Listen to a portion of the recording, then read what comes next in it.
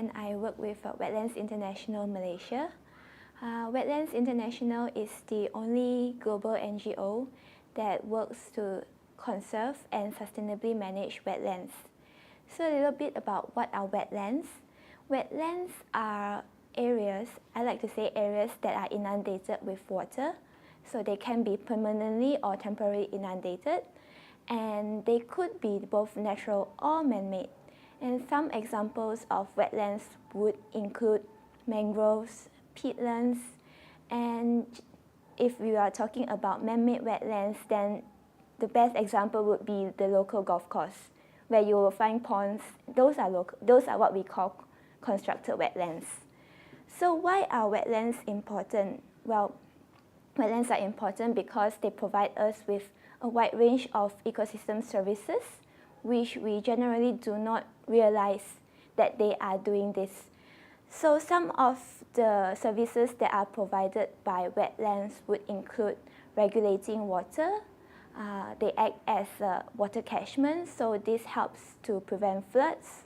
And for coastal wetlands such as mangroves, they act as a protection barrier against storms and extreme weathers. And they are also a habitat for a wide range of biodiversity, and they provide us with a lot of resources such as timber, honey, fish stocks, and of course one of the most important functions would be carbon storage.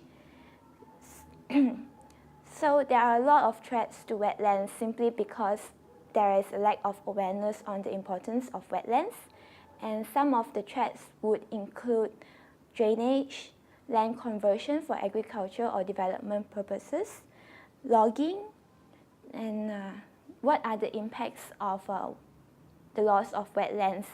Generally, the loss of wetlands would cause, first of all, the loss of biodiversity, and then the loss of the functions that they provide, such as the loss of flood prevention. So that means there would be more floods, maybe, in certain areas. And of course, because the loss of their function as a carbon storage, so there would be issues such as forest fires, where then there will be carbon emission, which contributes to climate change. And of course, this will affect not only the local communities that are living around wetland areas, but also indirectly us, people who are not living within the wetland areas. So what can we do to conserve wetlands? There are quite a lot of things that we could do, but perhaps the easiest one would be to find out from your local NGO if they are having any replanting activities. That's one thing that you can do. Maybe read up a bit more about wetlands and their importance, and as a community, work together with the local government on how you can best conserve or sustainably manage the wetlands in your areas. And also, if you find that there are some logging activities going on within the wetland areas, maybe make a report to the authorities. So these are some examples of things that we can do as the public to help conserve or protect our wetlands. So if you like to find out more about wetlands or Wetlands International and what you can do to help conserve these important areas, these important ecosystems, please check out our website. You can go to Wetlands, search for Wetlands International, which will link you to our global website.